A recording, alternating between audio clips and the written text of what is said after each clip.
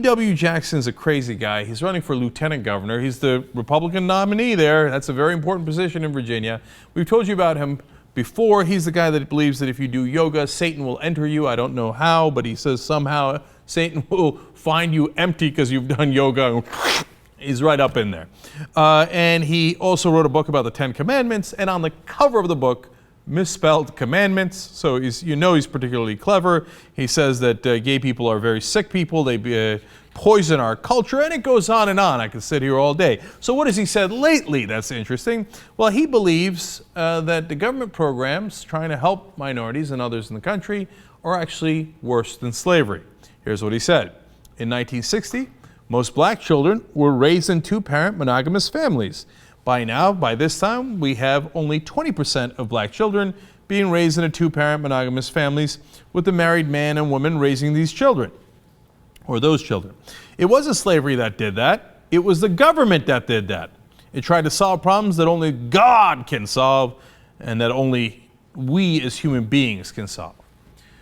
Well, God did take his time in solving slavery. Now, let's remember what slavery was, because he seems to think programs like, for example, affirmative action, where the government tries to even the playing field a little bit so that black people at least have a chance of getting better jobs, or any jobs at all, is worse than slavery. I mean, slavery didn't do that.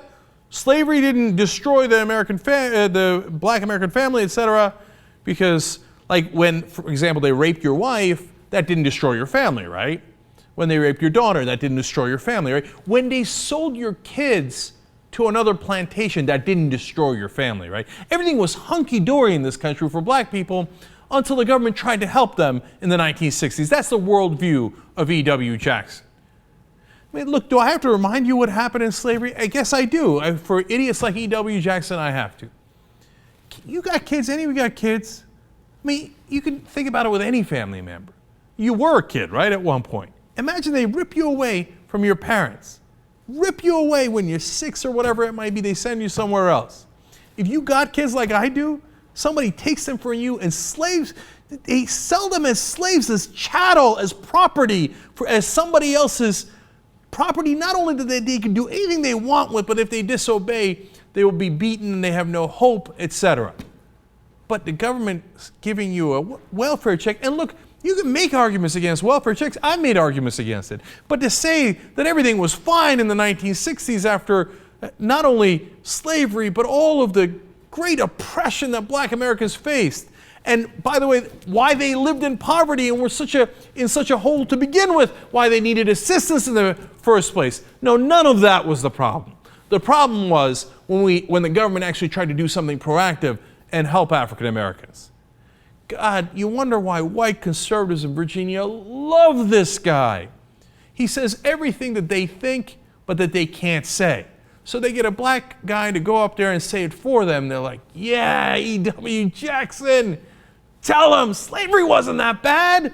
When we did segregation and we made you drink from colored fountains and made you sit in the back of the bus, that wasn't that bad. No, when the government tried to help black people, that was really bad. Well, E.W. Jackson, you couldn't have done a better job in playing the Uncle Tom role. Congratulations. Well played. I hope you get absolutely obliterated in your election, and all indications are that you will.